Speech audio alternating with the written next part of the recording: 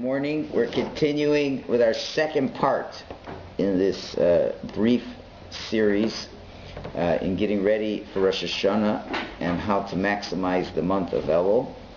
And last week we started a shmooze from Rav Meisel's from the Sefer Sichos Bavodas Hashem, and we started on page Reish Chaf Aleph, and we've done the first 1, 2, 3. We're on the fourth side. So the first page has two sides, the second page has a second side, and that's Reish Chaf Dalet at Os Gimel, right in the middle of that fourth side. For those who weren't here last week, you could listen to the tape. But briefly, what we were discussing was how in the 40 days, the first Elul, when Moshe went up to Har Sinai, he was there for 40 days and he brought back the Luchos. Somehow that sets up the Elul for all of our lives. And we discussed at great length last week the idea of Pesach and the four Lashonos of Geula, the four expressions of Geula, and why there wasn't a fifth. And we basically said the difference between the word Kol and Dibur, that Dibur is speech and Kol means the deeper voice that comes from the depths of the person. And we said that it's not possible for a Jew to have all his levels of spirituality in captivity.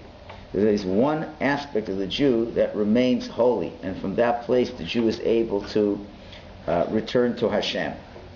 And that's also the message of the shofar. Where the shofar, we blow the shofar, that comes from the essence of the person. It shows how the essence of the person is still connected to Hashem, and from that place we can connect to Hashem. So with that little review, we can begin inside in Os Gimel, and I have to finish the shmooze today because we're not going to be here next week. So I may have to skip around. I'll read in a good part of it, but I'll have to make some skipping where necessary. Okay, Ran Gimel. And how to understand how this concept of everyone has this holy point within themselves that can never be destroyed. How is this fitting for our service of Elul as a preparation for Rosh Yom Kippur? I'm going to divide the concept into two concepts. One is the part that's called stay away from evil, the negative part. That's the Elul part that prepares us for Yom Kippur. And the second is the part called the Asay Tov part, the do good part, which is the preparation of Elul to Rosh Hashanah. So there's two parts. There's one part is Sur Meirah, stay away from evil. That's what's going to get us ready for Yom Kippur. There's one part that's Asay Tov, do good, that prepares us for Rosh Hashanah. So let's start with the Rosh Hashanah part. Isa Barambam, we find in the Rambam a very famous halacha. Rambam describes Umahi Tshuva. What is proper tshuva? So he says, where the sinner removes the sin from himself, he stops doing it, he removes it from his mind, and he finalizes in his heart that he's not going to do it anymore. That's the basic steps of tshuva. But then he continues, and he at the end of the halacha says, "V'yeid alav yodea talumos," and the one who knows the secrets, meaning God, can testify on him. Shlo yoshuv l'zeh hachet olam. He will not return to that sin again. That's what Rambam is saying. That the yodea talumos, the one who knows all secrets, Hashem, can testify that he will not do this aver again. And then you know you've done proper tshuva. So the famous question he's going to ask is, when a person reads these words, he's going to be overcome with fright. How are we going to begin this process of tshuva? Can we testify in ourselves that we'll never come back to that foolish act of aver that we did before? And who's the one who has to testify us?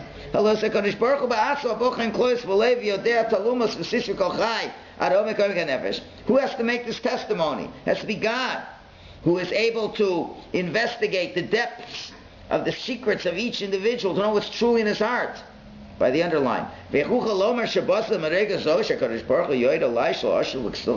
How can I come to such a level, to say that I'm at a level That Hashem can testify to me that I will not do it again? Is that something that it's possible for me to even know? What Hashem is going to testify? This is the famous question that is asked. And he answers it by bringing another Rambam. Another Rambam in Hilchos Gerushin. Another famous Rambam in the laws of divorce. And I'll just speak this part outside, the bottom paragraph.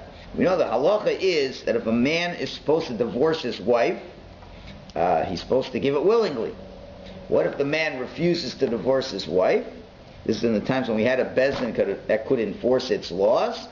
The bezdin would smack him up, would hit him and hit him and hit him, until it comes to the point where he would say, Rotza ani, I'm willing to divorce you. That's the way we do it. So the famous, and the Rambam himself asks, is this called willingly? You can only divorce a woman willingly. How is this willingly? We're hitting him. That's why he's doing it. So he says like this, that the truth is, since he's a Jew, his true desire is to do the will of Hashem and to stay away from Averos. That's what he really wants to do. A Jew always wants to do what Hashem wants you to do. However, you have a Yetzer Hara that overpowers you and covers up the will of Hashem. It hides it. And therefore, what do? We're hitting the fellow so that will weaken the Yetzer Hara's grip on him. That's all it is. It's the Yetzer Hara's grip on you that's holding you back. Once we hit the Yetzer Hara, now the true will of the Jew is able to be revealed, and therefore, if the will of the Torah is he's supposed to divorce his wife, then he wants to do the will of Hashem, and therefore the get is considered a kosher get. That's what the Rambam says. It's a very important rule. The rule is that whenever we do things wrong, as we'll see shortly, that's not the will of Hashem. And as much as a person may not consciously believe it, everyone in this room, every Jew in the world, wants to do the will of Hashem no matter how difficult it is. And the only reason you're not doing it, so why am I not doing the will of Hashem? It's because the Yetzer Hara is covering up what the will of Hashem is. That's the whole problem. And if we could just remove that Yetzer Hara, then the will of Hashem would be before us. And once that will of Hashem is before us, then we're able to do the will of Hashem. That's the rule that the Rambam says, and we can prove this in so many ways. But clearly a person comes to this feeling on Yom Kippur, a Jew who is really observing Yom Kippur properly, and comes to the end of Yom Kippur by Ne'ilah, every Jew knows what he should be doing. The will of Hashem is very, very clear. And at that time, in Ne'ilah and Yom Kippur, no Jew who's a good Jew would ever think of doing an Aveira then. Why is that? Because on that day, we know Yom Kippur, there's no Yetzer Hara on Yom Kippur. There's no Yetzer Hara on Yom Kippur, so now the true you is able to come out. So what do? So the guy said he doesn't want to divorce the wife. Why does he not want to divorce the wife? It's the will of God. Because the Yetzer Hara is covering up what the will of God is. It's convincing you that the will of God is not to divorce her. And so now what you have to do is you have to smack up the Yetzer Hara, drive him away, and then the real will of the Jew comes out. So now, on the next page, you should turn to page, and let's read the next paragraph on the third line. This is what the Rambam means. Because really, when you look at the Rambam, he says the words, that the one who knows all the secrets knows you're not going to come back to your foolishness. That's a very odd way to describe Hashem. Why didn't the Rambam just say, you've done so much shua that God will testify? Why does he call God, why is he waxing poetically and calling God a Yodea Talumas, the knower of secrets? Why do you have to call him the knower of secrets? Just say until Hashem knows. Why call him the knower of secrets? The answer is, that if a person tries with all his effort to mend his ways and to fulfill the will of Hashem completely, if a person does give it all his effort, he is now revealing the truer heart of the person. Is revealed and known before him, that he really wants to do the will of Hashem. What holds you back? So the yeast and the dough, the Yetzer Hara. The more effort he makes, he reveals more the truth of his heart. Sheyesh be Yerushas Me'avos HaKadosh that he has as an inheritance from his patriarchs that we mentioned last week. V'adam atzah, here's the main point. V'adam atzva gam kein ein yodea kama roitzahu be'emes lasos ritzayin Hashem. And a person himself doesn't even know how much he truly wants to do the will of Hashem. So who knows how much you want to do the will of Hashem? Rak HaKadosh Baruch Hu hayodea talumas leiv hu hayodea hasora nifla hazeh. Only Hashem, who knows the secrets of your heart, He knows this secret, this wondrous secret. Shahapnimi shall call Yisrael mishtoikek umisnagagea. I love Yisrael. The innermost part of a Jew yearns and longs and delights to do the will of Hashem. Because that's implanted in them as a seal on their hearts, as an inheritance from their parents. Hashem knows how much you really want to do tshuva. So what this Rambam is saying is an incredible idea. Person does an Aveira. It's coming close to Rosh Hashanah. He wants to do tshuva on this Aveira. Whatever the Aveira is. Whatever. He eats treif. Right, so what does he have to do? He has to stop eating treif. He has to regret eating the treif. He says, I'm not going to eat treif anymore. Right? And he has to start, as Rabbeinu Yonah has the 20 steps of tshuva. You got to really start thinking, why was it so bad what I did? How I can't do that anymore. I got to stay away from it. What am I going to do to make sure I'm not getting close to it? Etc., etc.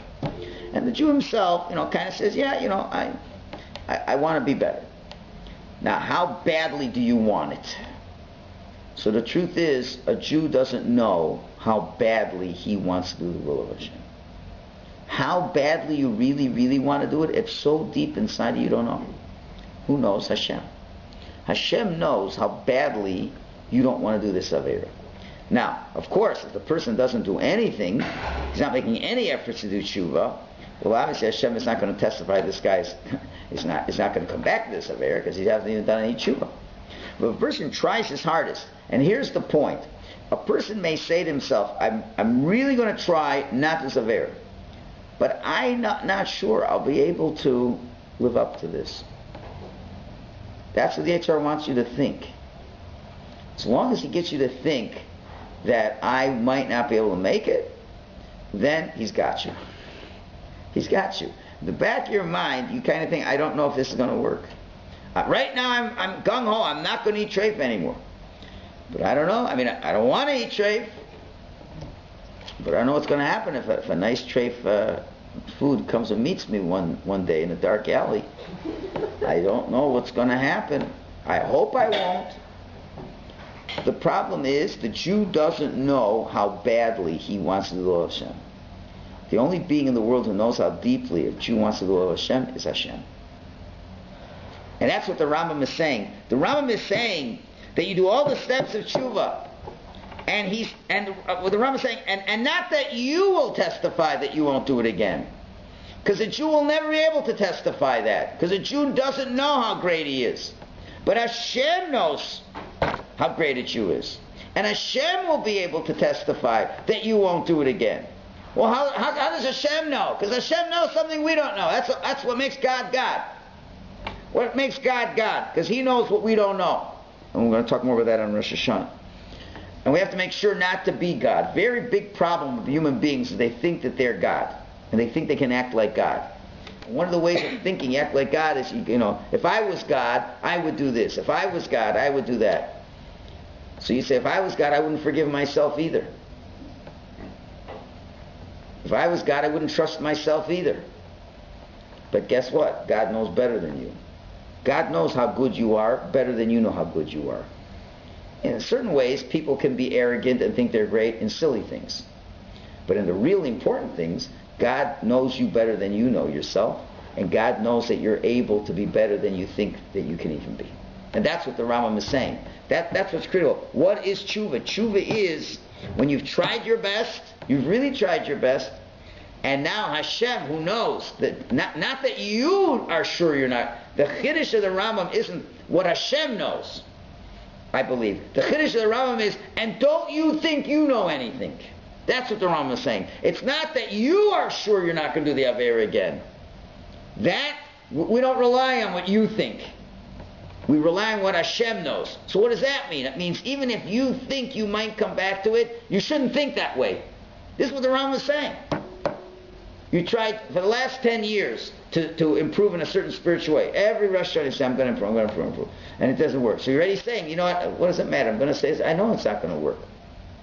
That's not your business to say that. There's somebody who knows better than you, and that's Hashem. And Hashem knows if you really try your hardest, and you really did. Maybe in other years you didn't try your hardest. If you didn't try your hardest, then Hashem knows you're not going to do Jew. But if you've really tried your hardest, Hashem knows the tremendous power of that inner point of the Jew that can get him to withstand all the temptations the HR can throw. And that's what the Rambam is shedding light to this point. Let me just say the next paragraph, and then I'll take questions. And he brings a beautiful story with the Baal Shem Tov. But I got to speak out the story because it only gives you the punchline. The story was there was a particular Russian lord, land baron, one of these Poritzim, who was not a very spiritual fellow at all, to say the least. And he was not well. He was sick. So he went to all the doctors around, and no doctor can cure him. Then he heard that there's a Jewish rabbi called the Baal Shem Tov. He's a miracle worker. He'll go to the Baal Shem Tov. He's also a great doctor. He'll go to the Baal Shem Tov. So he goes to the Baal Shem Tov. He describes all his symptoms. Baal Shem Tov asks him a few questions. The Baal Shem Tov says, it's very simple. I know exactly why you have all your problems. He says, why? He says, you lead a very terrible life. You drink too much. You eat too much. You fool around too much. You don't take care of yourself. That's the problem. If you'd change your lifestyle, you'd be a healthy person. So the poet said, listen, that's not possible. It's not possible. I can't do that. I like to drink. I like to eat. I can't give it up. It's not a possibility. Then he turns to Baal Shem and says, and you, Rabbi, don't you feel the same way? Isn't that the way everybody feels? What do you tell me? And you think you could do it? And if you can you tell me how you can do it? So Baal Shem Tov answers him, well, you know what? I'm already an old man. And since I'm an old man already, it doesn't interest me anymore. That's how I'm able to do it now. That's what he answered. Now his grandson, Rav Baruch of Mezhibuz, saw this discussion that went on. So the parts left, and then Rav Baruch asked his grandfather, says, Zaidi, what kind of answer did you give him there? That wasn't the real answer. You should tell him you're a holy man, you worked on yourself for years, and you overcame this. And you're able to not have these physical desires, and you're controlling yourself. And it's possible for a human being to do this. So that was the question. Now we look inside and we'll see the answer. We're in the third paragraph there. The Baal Shem Tov said, this was the line. He says, it's impossible to explain to a non-Jew what a Jew is all about. What a Jew is capable of doing. You cannot explain to a non-Jew that a Jew is able to control his impulses. They don't get it. They're not possible for them to. They don't have such a neshama. Hold on. So that's what he told his grandson, Rav Baruch of Mezhibuz. And when Rav Baruch would tell over the story, years later, and when he would tell over the story, he would add one more postscript, addendum to the story. He said, Vani Omer, and I say even further than my Zaidi said, Shigam li-Yehudi yefshel lahasbir ma ze Yehudi. You can't even explain what a Jew is to a Jew himself. Even a Jew doesn't know how great a Jew is. And where did they base this on? Base it on this Rambam. Shirak HaKadosh Baruch Hu yodea talum aslave, yodea kaman ukshurim b'yisbrach v'chinas chavuka udvuka bach. Only a Jew knows, only Hashem knows the depths of a Jewish heart and how much we are tied to HaKadosh Baruch Hu in such a way that we're clinging to Him mamish. Hashem knows. Hashem knows what kind of neshama, Eloki, what godly soul He's put into us. He knows what's in there. We don't know the frightening power of what we have inside. It's a tremendous power to connect to Hashem. We don't know what it is. Hashem knows how powerful it is. And Hashem knows if a Jew does all the steps necessary to connect to that neshama, then Hashem knows that he's not going to come back to that Avera. And that's a very important, it's a very liberating concept. That we can't walk around thinking we cannot do this. We can very well do this. Everyone can do this. If we want to do it, there's no question to it. But guess what? Even Rav Baruch Mezhibuz couldn't explain this to a Yid. He says, I can't describe it. They're not going to believe me. A Jew cannot believe that he really can overcome his bodily desires. He cannot believe it. And the truth is, and a non-Jew can't do it. This is a very important idea. We have to realize that Jewish people should not go to secular psychologists, secular therapists, because they work with a different premise of how a human being is constructed. And the non-Jew maybe knows how a non-Jew exists. And yes, then there's the idea, you can't repress, you can't this, you can't that, because there is no infinite power source within the non-Jew. So therefore he has to give you advice based on the compromised, personality of the non-Jew, the handicapped personality of a non-Jew. It's a handicapped personality. So they could give you good ideas for a non-Jew, and that's the best a non-Jew can do. And guess what? A non-Jew is not really able to stand up to ZHR the way that a Jew can. While a firm psychologist who knows this secret knows that eventually that you can touch into that godly soul, you can accomplish anything. That's the difference. That's what the Rambam is saying over here about tshuva. Yeah, now I can take questions. Another question I wanted to say, about the Hakadosh Baruch Hu left his part of our neshama. His neshama. That's him. Part of Chelak Elokai Mimah. The minute that we show we are in the level, there is a certain level that we're prepared to start using that part of the neshama, HaKadosh Baruch Hu immediately will be there, and that's when he will. That's right. Will do it. But we have to reach there. That's right. That's what you got to do. That's what a Jew can't believe. Only Hashem knows this. Hashem knows. In other words, the Jew is saying, based on the tshuva that I'm doing, I don't see myself reaching this level. And the truth is, you're right. You don't see yourself reaching, but don't believe you haven't done tshuva yet. You still, if God knows you've tried your hardest, then God knows where the end result is going to be. God can see down the road what you can't see down the road. And if you have to believe that Hashem is saying that you can succeed, even though you don't see it, then that is good enough for Hashem. And that's good enough tshuva. Not that you testify. We're the worst testifiers on ourselves. Yeah. So I just want to clarify, because it's a little confusing, right?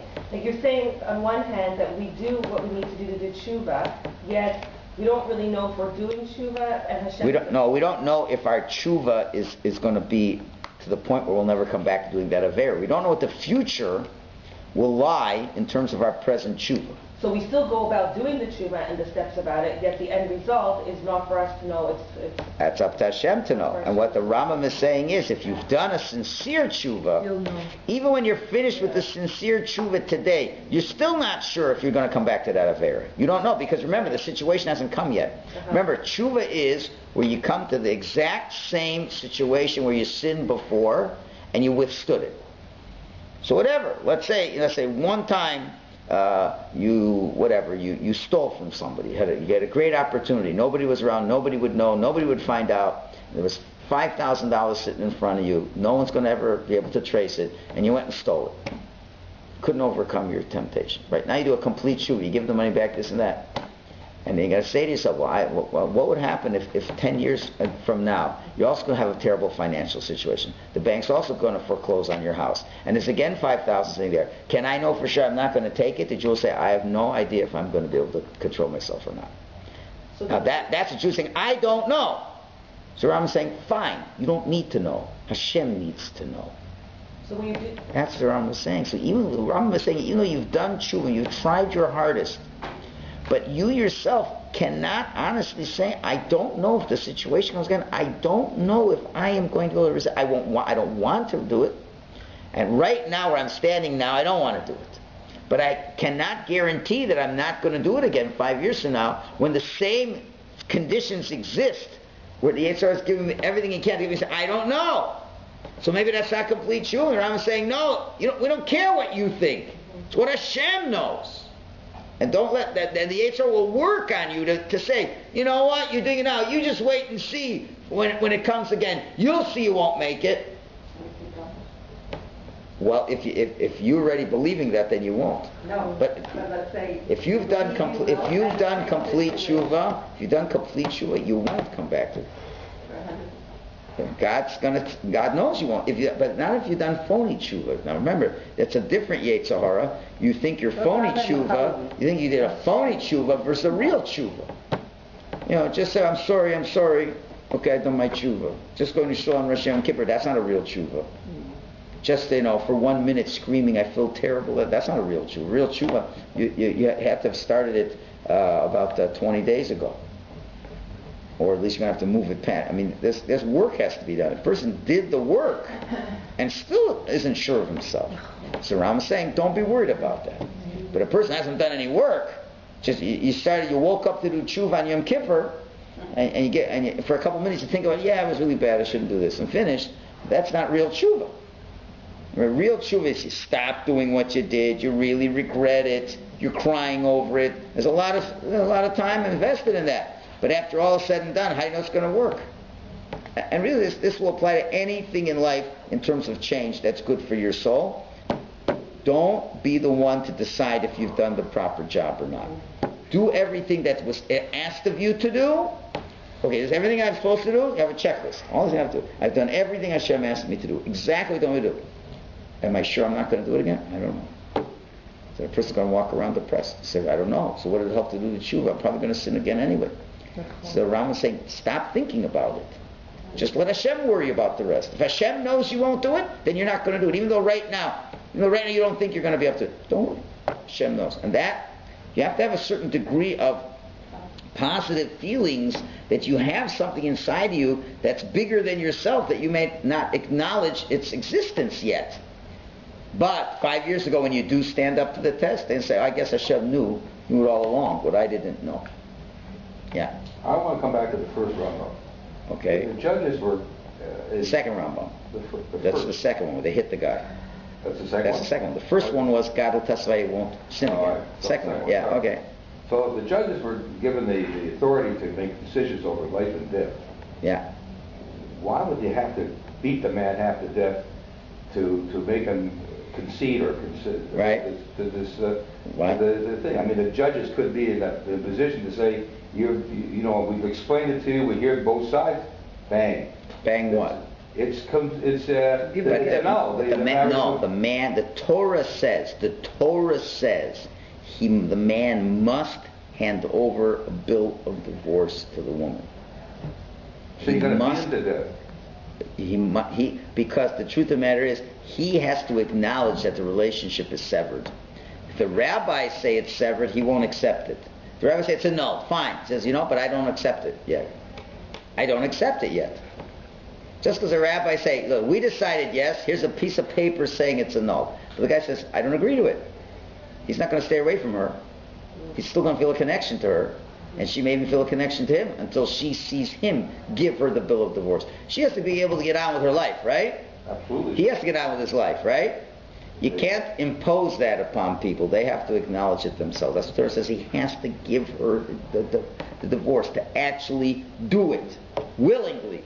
Yeah, but we have all sorts of laws that say, you've done something wrong, you're going to be incarcerated for doing murders or killing. No. It's different. Here, you have to... Let's say if we're going to kill somebody for a sin, he's not going to continue living after that. With a divorce, there's definitely, you continue living after that. Right? You did a certain aveira that's a death penalty, you're not going to continue living after that. So we don't care if you agree or not. We're going to kill you. Let's say you're a murderer. So Besdin's decided you're a murderer. Oh, I don't agree. I don't think I'm a murderer. I don't care if you agree or not. We're going to kill you. Finished. In fact, we don't care if you agree or not because you're out of the picture. On the other hand, the guy's got to divorce his wife. He's got to divorce his wife. He has to. It's not just the divorce. It's not that they're legally not married. The man mentally has to feel separated from this woman, and the woman has to mentally feel separated from this man. That the Bezdin's actions can't make that happen. They have to force you to go through the actions of, here, I wrote the document, I'm giving it to you, and that actions influence our feelings. I've given you the divorce. So that's how they're able to continue their lives without that, that way. And if the man still refuses to give the divorce? Then he'll be dead. They're going to keep hitting him until he'll be dead. And he'll be dead. Okay, let's go. So I'm skipping the next paragraph because it's just repeating that idea. So let's move on to the next paragraph. V'chein hu b'mizmor.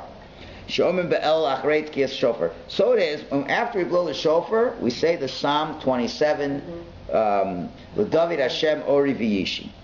Okay, and in that prayer we say a very outrageous line. We're quoting King David, but we're saying those words. That means we feel that way the same way. We say, I ask for one thing from Hashem. I should always dwell in the house of Hashem all the days of my life.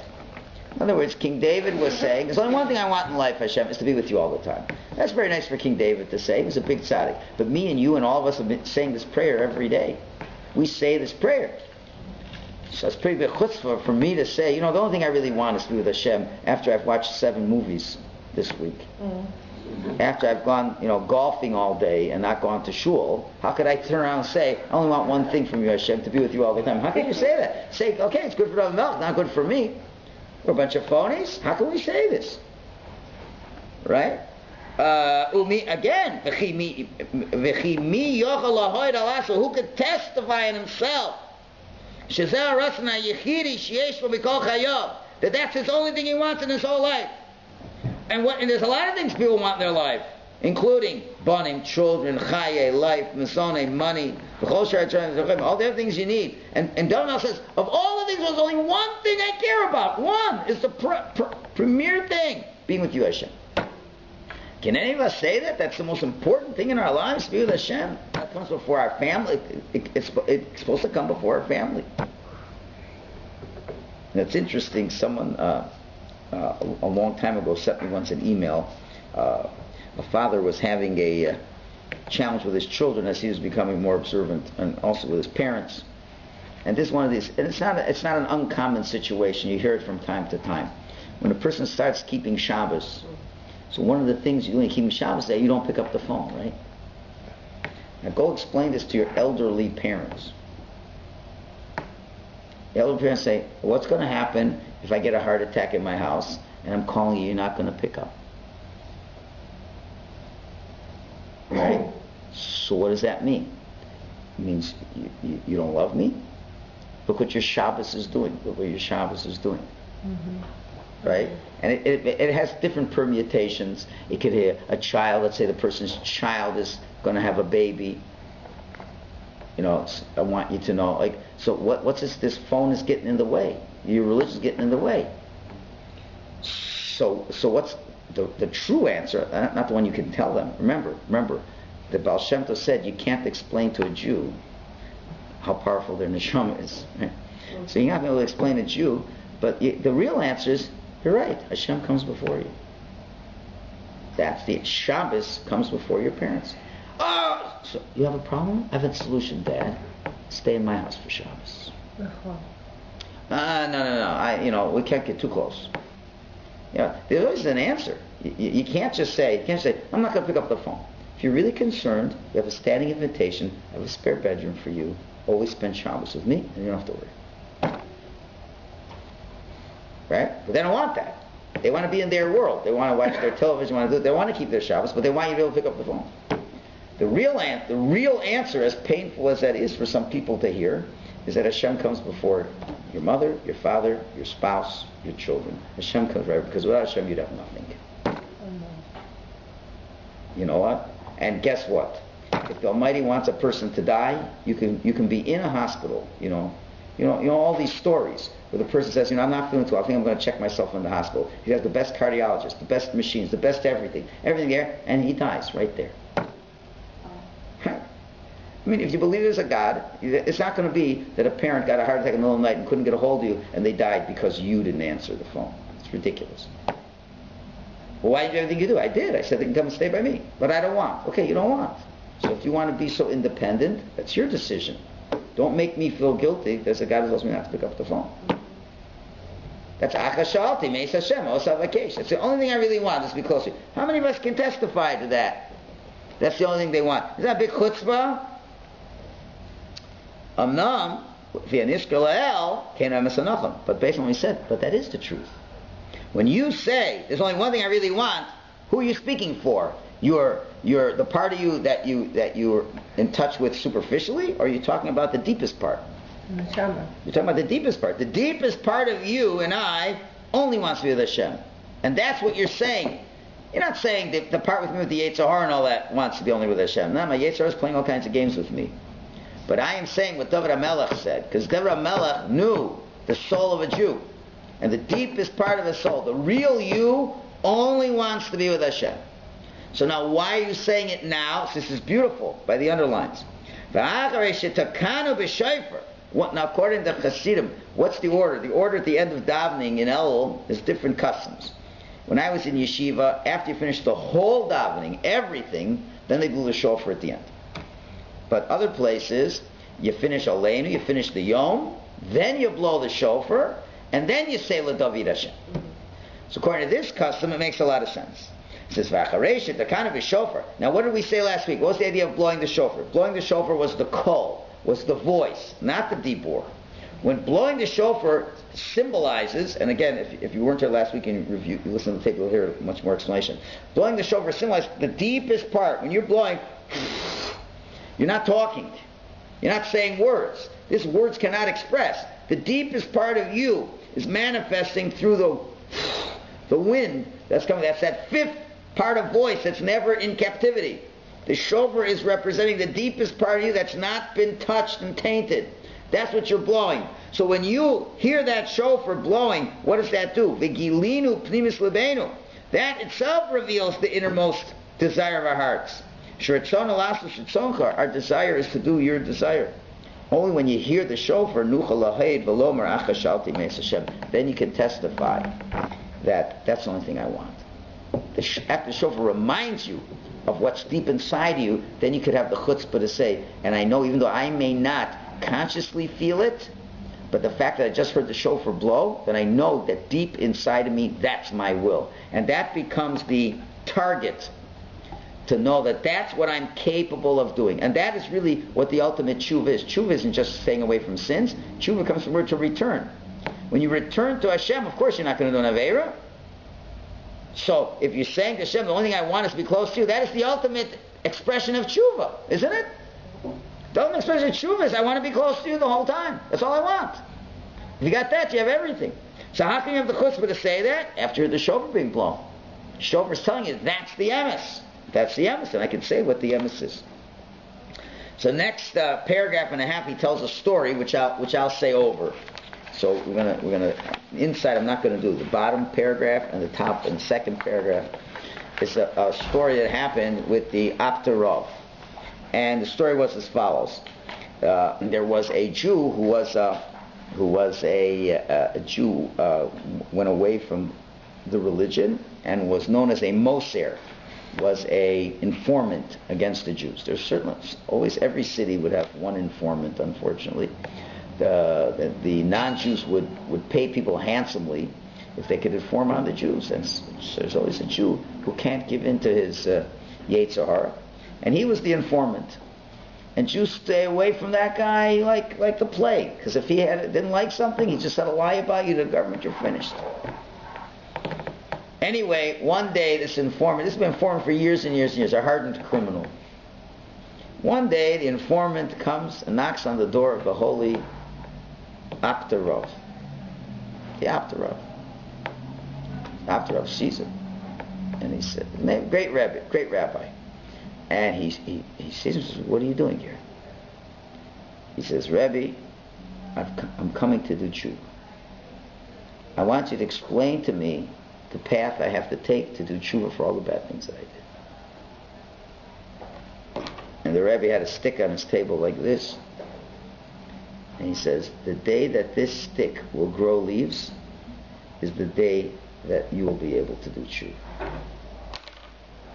And he went back to his studies, and the guy walked out. 2 minutes later, the rabbi looked at his stick, and there are leaves growing from the stick. Again, the story is not for the Hasidically challenged. Okay, there are leaves growing from the stick. So he calls one of his gabbais, run after that guy, bring him back. So he runs after him, brings him back. So he says, come back here. Did you do something particularly good lately? Did you do something that was really good? Something meritorious? So he said, well, the truth is like this, Rabbi. About a week ago, it was getting close to Pesach. So the non-Jews around were planning their standard blood libel, and one of the priests, one of the Christians, killed a little boy, and they've got all the evidence they need to start a terrible pogrom against the Jews. But they still need one more thing. The judge, the non-Jewish judge, says, but I need to know for a fact that Jews indeed use blood for their matzahs. And the only way we're going to know this, we're going to have a Jew tell us this in the court of law. So they said, no problem, we got Yankel Meiser over here. He always tells on the Jews, we'll get him. So they go to him and says, listen, will you go to the court and testify against the Jews? There's no problem, I'll testify against the Jews. So they tell the judge, no problem, the guy's coming. Next day the court's packed, everybody's ready to hear all the evidence. Here's a bottle of blood, here's a dead Christian boy. Clearly the Jews did this. It's just as fine. We're ready to allow the pogrom to begin. But we need the Jew to testify. No problem, we got the Jew over here. They bring the Jew over here. He stands in front of the judge. Says, will you tell me, do you know for a fact, since you're raised as a Jew, that Jews kill Christians' babies and use their blood to make matzahs? And there's a long pause. And then he says, no, it's not true. They don't drink their blood. They don't use it for matzah. As a matter of fact, the Torah even says they're not allowed to drink blood. And then there's a communal, what? Oh, that dirty Jew. Why did he do this? Why did he? And the shock and justice, well, if that's the case, I can't officially sanction this mob scene. And then all the non-Jews said, we're going to kill you. We're going to get you. Better watch out for your life. And he ran away from them. He said, I ran away until I came to you, Rebbe. And then the Rebbe said, he gave him he says, then that's your schus. Then that's your schus, and then there must be a way for me to teach you how to do tshuva. Okay? Now, there's a lot to be said about this story. One of the questions is, well, if he was so good already, so why didn't the Aptarov either A, say yet? Listen, the Aptarov was a holy man. He should have said, yes, I'll let you do tshuva. Or why didn't God have the leaves grow right away? So the answer is, because God has still given one more test. Even though the guy was passed one test, and he said he didn't tell, but Hashem said, he still has to show me he really means it. How do I know he really means it? When he sees that the flowers don't come, you can imagine what he could then do. He'd go right back to the officials and say, I lied. The truth is they do drink their blood. He could have been vindictive. Right? Hashem said, you still have to prove me a little bit more. Sometimes you do something, and it's not enough. You could maybe rise to the occasion once, but did you really mean it? Did you really mean it? I know you really mean it. Even if I say no to you wanting to do tshuva, you won't want to get us back. That's that second part. But now, we'll continue inside and see what's the message of the story, which I think is obvious. You got that little line over there, right? It's on the side. Sipur says, Sipur Esman Tzadikim, one of the things told the story over. The Hidgish, he emphasized, Shirayim Bazad Dover Nifla, we see something wondrous. Maza Nekuda Panimi Shel Yehudi. What is the inner point of a Jew? Even though a Jew finds himself in the lowest possible level that you could be in, he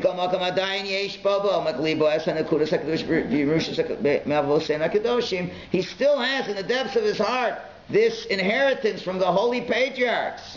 When the right moment comes, the spark gets lit and the light flame comes up by itself.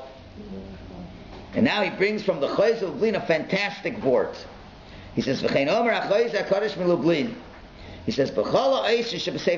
you look at a Sefer Torah, in all the letters in a Sefer Torah, Im yimchaku chelek me'os tipasel ha-sefer Torah.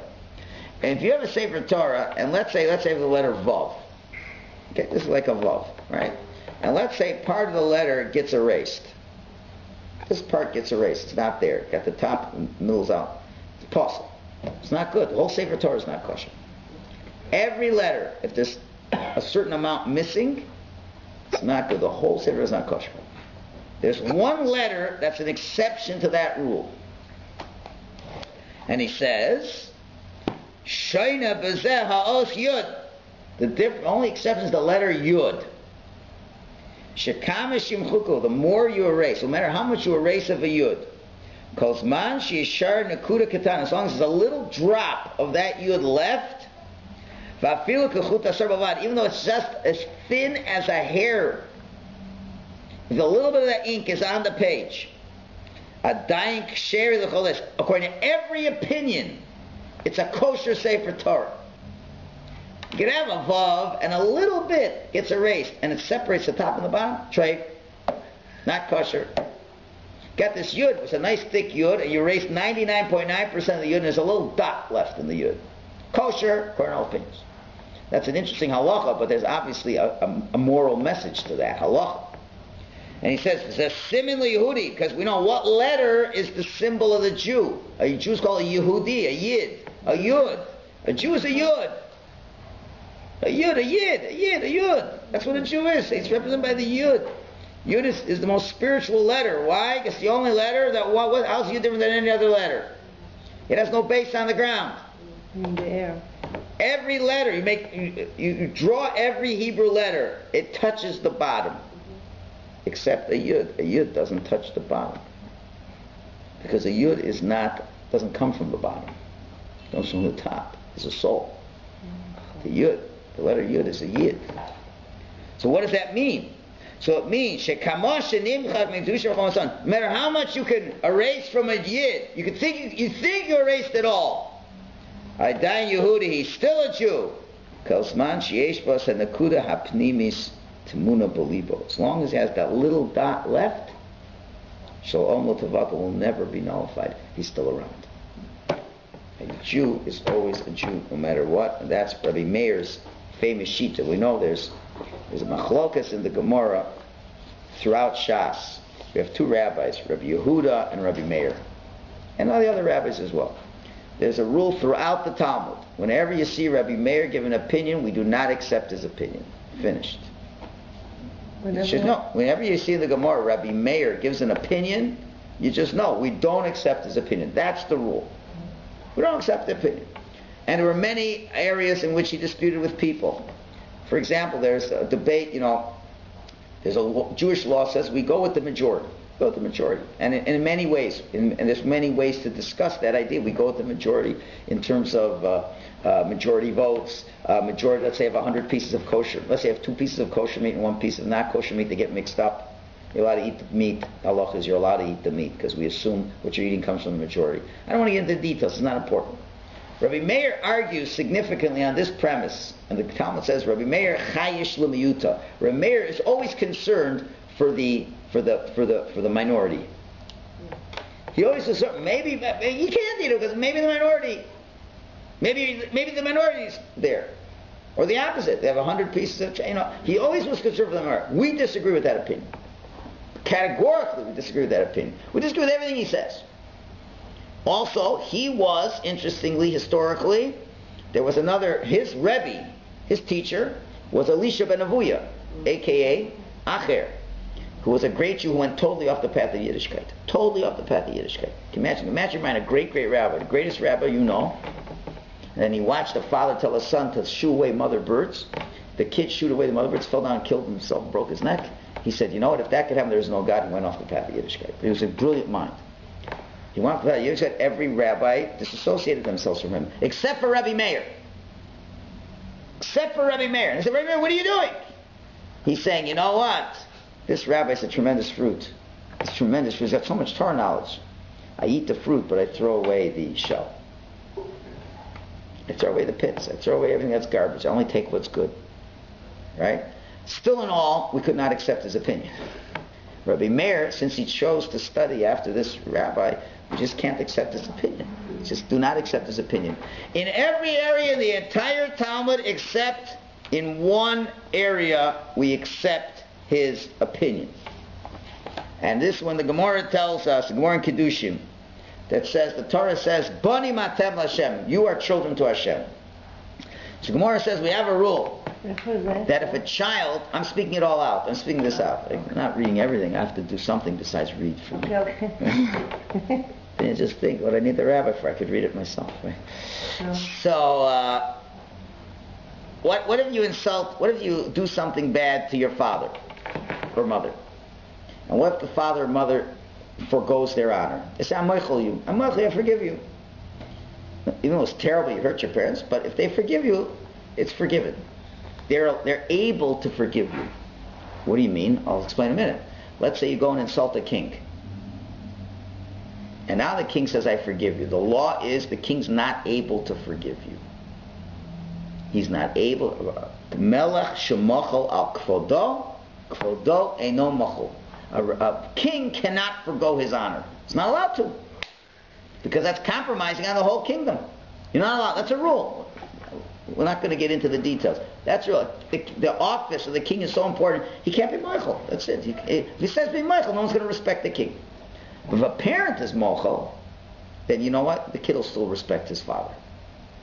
So now the question is, so how is Hashem able to ever forgive us? He's the king.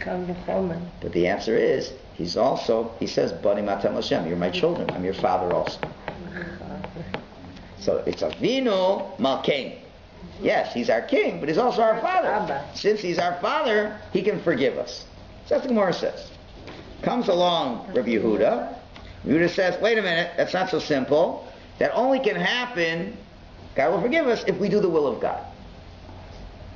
Comes along Rabbi Meir, and Rabbi Meir says, the famous rule, Yisrael, a Jew, af al pi shachat, even though he sinned, and he's still sinning, and he's been unrepentant, Yisrael, he's still considered a Jew. Now, again, so, and this is the only time the law is like Rabbi Meir. In everywhere else in the Talmud, we reject him as the individual opinion, we don't accept his opinion. In this one case, we go with his opinion. Why? Because in this way, this area, he's right. Because there is always that little spark of the Yud that is not totally erased. And he still is the Yisrael. Now, he may get punished badly by God, no question about it. But to say he's no longer a Jew, you cannot say he's no longer a Jew. And it's possible that God could forgive him based on that small amount that's within the person. It's unbelievable. That's what he's saying over here. So therefore, this story is telling us, no matter how bad he is, if there's a little bit of that Yud left, there's still a Jew who's there. Now it is possible, and therefore a Jew can always do tshuva, no matter how bad the Avera was. He may be presently in a very bad position, and if God forbid he dies in that position, then it's really bad. But as long as he's alive, he's still a Jew, and he can do tshuva. There is a place. There's no such thing as a Jew who it's impossible for them to do tshuva. It's always possible to do tshuva. And now he continues, and he gives another analogy. Next paragraph. V'chein Amar Rav HaKadosh Melechevich. So says the Lechevich Rebbe. To call Yehudi who kamo matbeh shosov. Every Jew is like a golden coin. A gold coin. Even let's say the gold coin falls in the mud, falls in the sewer, falls in your toilet. And you can't even recognize it's a golden coin anymore. There's so much garbage on top, you don't even know it's a golden coin. If you just take the dirt away, it will once again illuminate as it was in the past. That's what a Jew is. That's what a Jew is. Okay, I'm going to say the rest outside because I'm running out of time. So the bottom paragraph. So let's come back to the first Elul. We have to come back to that first Elul. What does this first Elul have to do with all this? It has to always go back to that very, very first Elul. That very first Elul, where Moshe goes up on Rosh Chodesh Elul for the third and final time to the mountain. He's pleading before Hashem that things should be the way they were beforehand. This thing should come all the way back to the good way it was before they sinned with the golden calf. And one of the things he says, Moshe says to them, he says, "Oh no," it's the third last line in the Bible, you want to see it inside. "Oh no, but the people have sinned a great sin." Now hold on. He's trying to defend the Jews. He's trying to get them atonement. What's he saying? They did a great sin. You're trying to minimize it a little bit. Why? It was a great sin. Chata gedolah. Great sin. That's not good words. But the answer is, there's 3 words in Hebrew for sin. 3 words. Chet, avon, and pesha. Pesha means I sinned and I did it with intention to rebel. Whiting trade. You know why? To get Hashem angry. That's the worst sin. I don't even care. I'm just doing to get Hashem angry. I'm doing it. I really don't care to eat a pig. I'm eating a pig just to get Hashem angry. That's really bad. Avon is you intentionally did sin, but not necessarily get God angry. Why did it? Because I wanted to do it. I enjoy it. I like eating pig. I know I was doing it. I want to do it. I'm not rebelling against God. I like it. That's avon. Hate is what we call unintentional, which would mean you go into the place, you thought it was a kosher establishment, it used to be a kosher establishment, they lost the COR 6 months ago, you haven't been there in a year, you figured it was kosher, you just walked in, you ordered something, you ordered what looked good, and then you found it wasn't kosher. Now, should you have been more careful? Yes. Is there a certain degree of culpability? Yes, but it's unintentional. The word hate always means unintentional. So what did Moshe say? The Jews sinned, hate, ha'am, chata gedolah. They miscalculated. It was unintentional. So what is Moshe saying? Moshe is saying there's no such thing as when a Jew does something, the whole Jew is into it. It's still the Yetzer Hara fooling us. It's still the Yetzer Hara pushing us. It's not the Jew, 100% of the Jew involved with Hashem. No Jew is 100%. It could be 95%.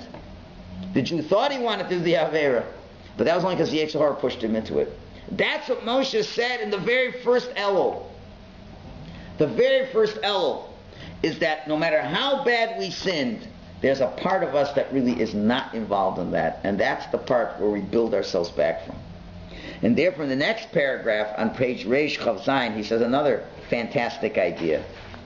He says, and this way, I'll read this inside because you have to see it inside, but the 6th line on page Reish Chav Zayin. Well, they're right. The month of Elul, who Osios has, if you mix the letters up, it's the letters Lamed Aleph, which is lo, which means no, and again the letter lo, Lamed Vav, which means to him. Lo. Right? Elul, Aleph, Lamed, Vav, Lamed. Just read it even backwards. Has lo with a Vav and lo with an Aleph. So what does that mean? That hence the pasuk Tehillim that we say in Mizmor L'Soda every day. We say, Hu asanu. Hashem made us. Velo anachnu. Velo anachnu. And lo us. So the question is, so there you see, Shehaksiv, the way it's written, if you look in the Navi, the letters it says, Lamed Aleph, lo, no, which means to say, He made us, velo anachnu, not us.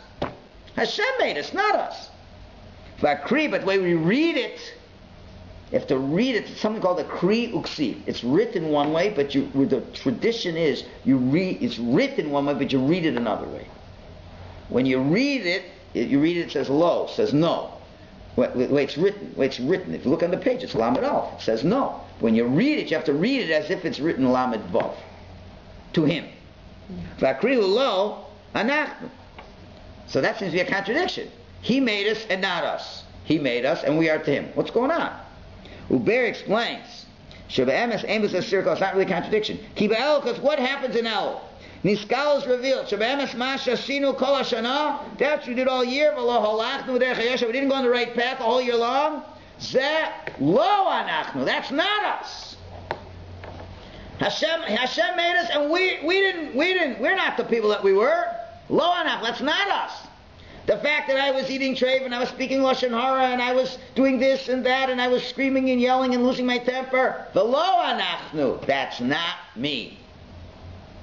Lahainu time, and that's the reason, because really, ki be'emes, because the truth is, lo anachnu, with a vav, because we really are to him. Both meanings at the same time. Anu dvukim bo yisbarach b'kesher means we're cleaved to Hashem with the deepest connection. Rotzim lasos rak ratzon yisbarach. We only want to do Hashem's will. And therefore, we read lo. The lo, what we've done in the past, that's not us. Why lo? Because we really are to him. And someone mentioned me as well, if you look at the end of the L'David Hashem Ori, it says, Lule hamanti liros betuv Hashem. Lule, had I not had trust that I would see the goodness of Hashem. Lule is also Elul. Backwards, lo. Can you simplify that? In other words, there's two concepts. When you look in the Navi, you'll see that it says God made us, and then it says ve-lamed aleph, and not us. Not us. That's the way it's written. But the tradition is to read it with a vav. The lo anav means that we are to him. So how do you hold two interpretations in one line? They're conflicting with each other. The answer is one supplements the other. On the one hand, the text writes, it's not us. I mean, you say, whatever we've done bad is not the real us. It's not the real me. The real you is not what you do in November, December, January, February, March. That's not the real. Lo, now it's not me. Why? Because v'lo anachnu, because the deepest part of me is lo, it's to him. I am connected to Hashem. And that's what Elul. Elul is lo. Yeah, Lo, not the Avera part is not me. But the other lo, Lamed Vav, I am really to him. The lo and not all the bad stuff. And that's what it says in the at the end of that paragraph. He says, now he understands something as well.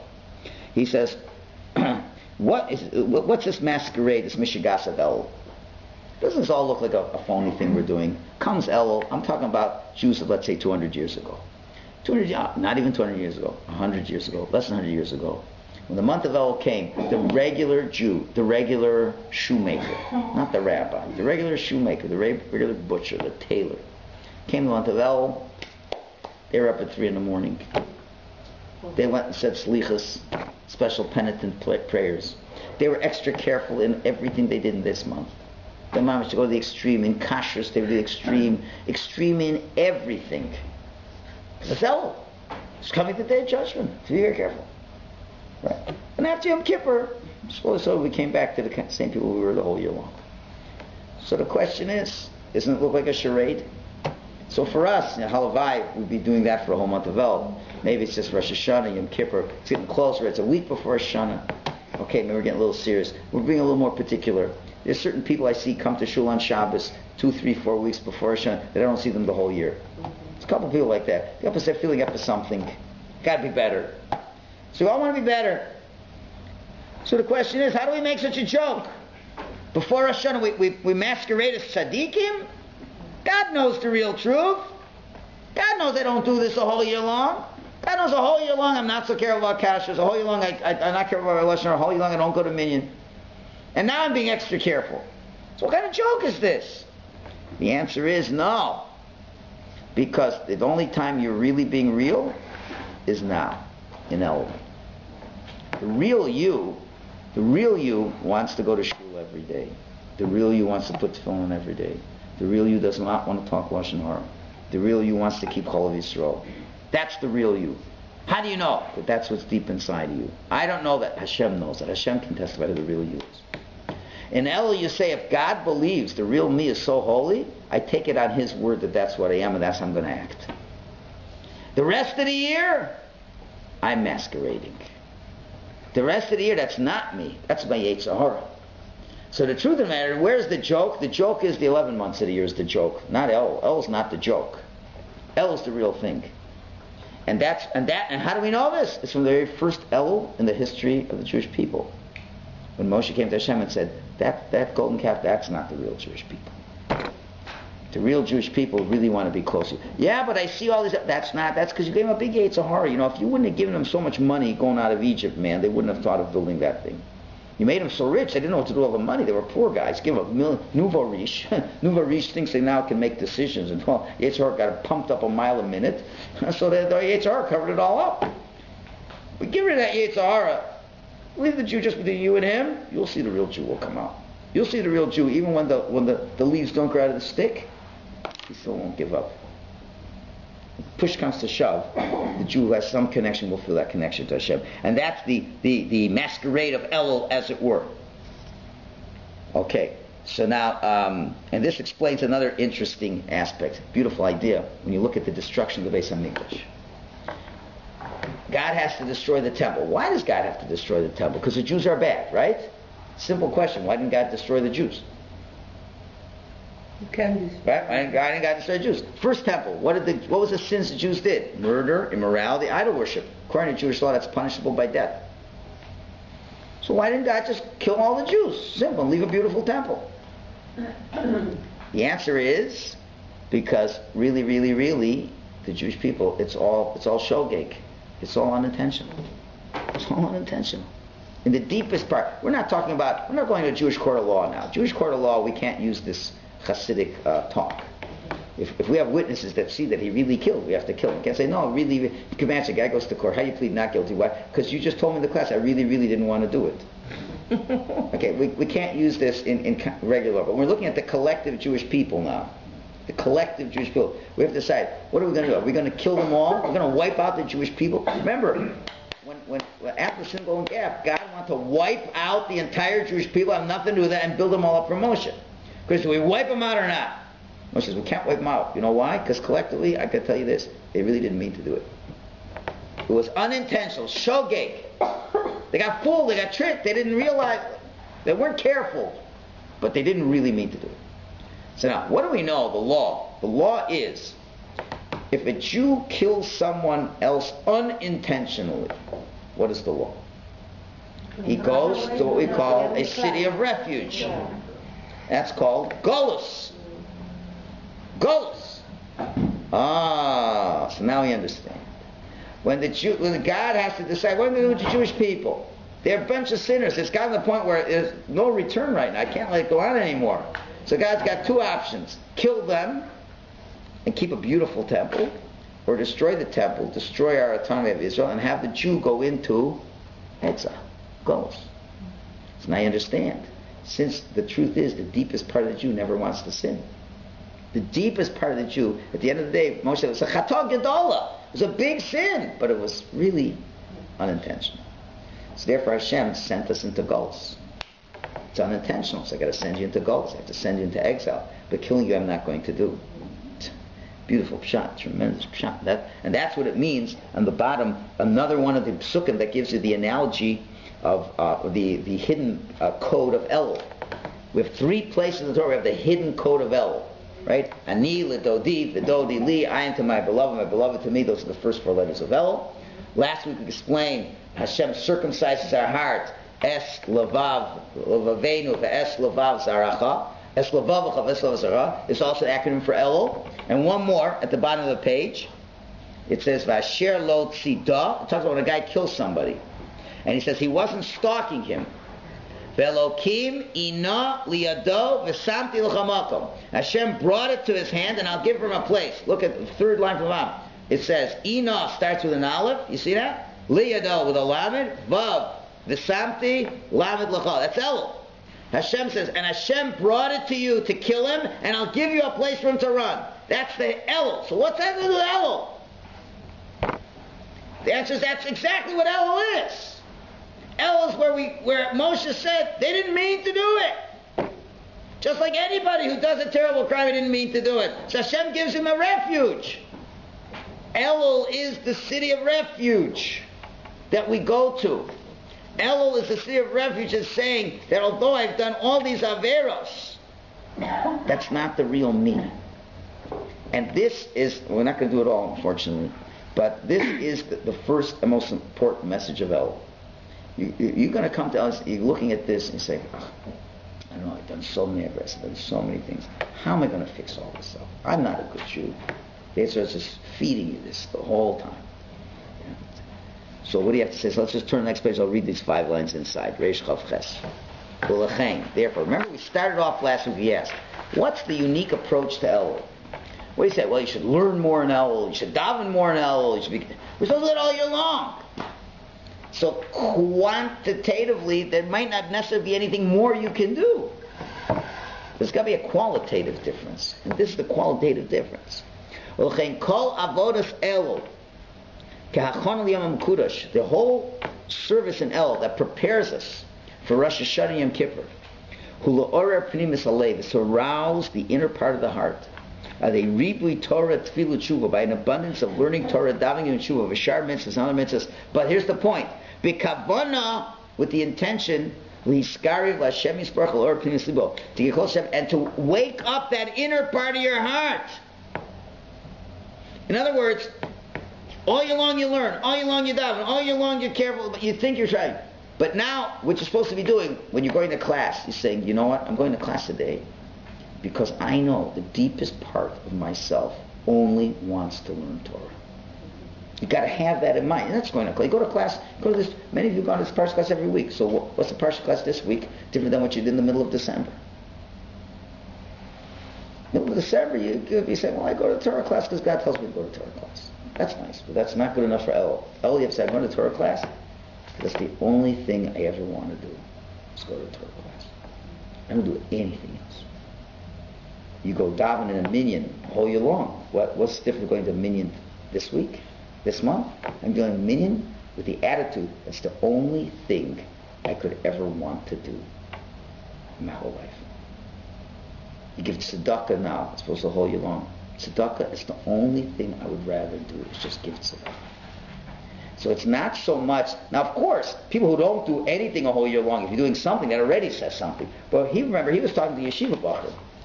Yeshiva Bachar, they go to Shul every day anyway. They're learning every day anyway. So how do I increase my level? Truth is, it's what you're thinking. And that applies to anybody. If they're doing it, they're not doing it. Every Jewish, first of all, we should be doing more.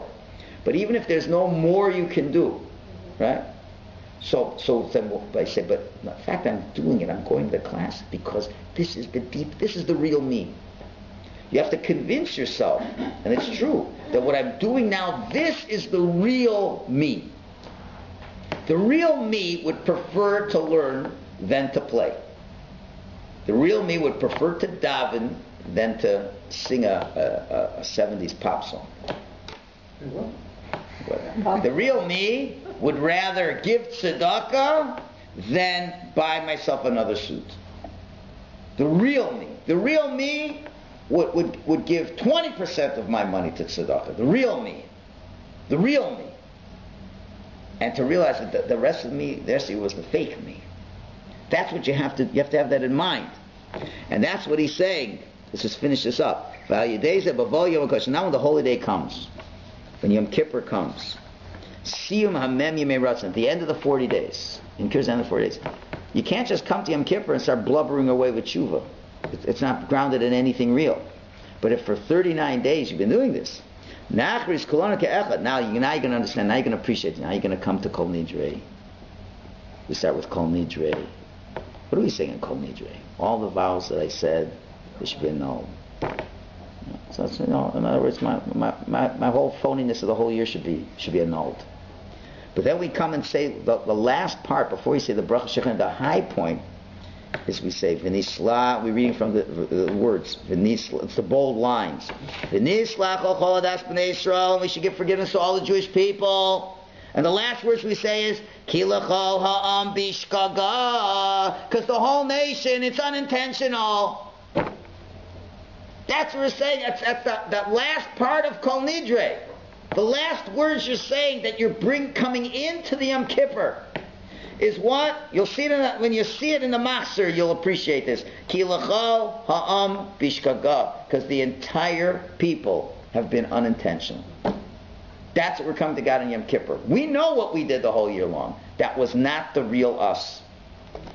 How can we say that with any honesty? How could you tell God it was all unintentional? What a liar you are. You meant it, you wanted to do it. When you insulted this person, you knew you were doing it, you meant it was unintentional. How can you have the chutzpah to say that? Only after a whole month of Elul doing it that way. And 10 days of repentance. Then this God is revealed. We really were unintentional. If also in Elul I ratchet up to unbelievable levels, This is the preparation that El provides for the holy day, but the level of stay away from evil, which is what? That